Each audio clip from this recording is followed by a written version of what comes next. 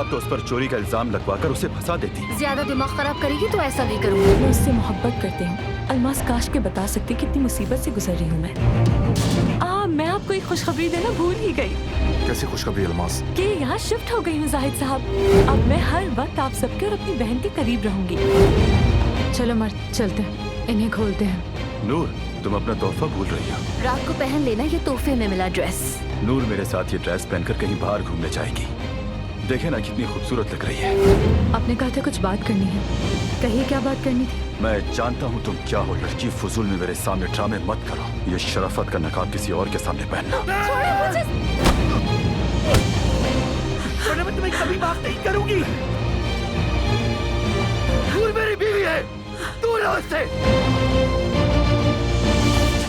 ये मोहब्बत बदुआ बन गई है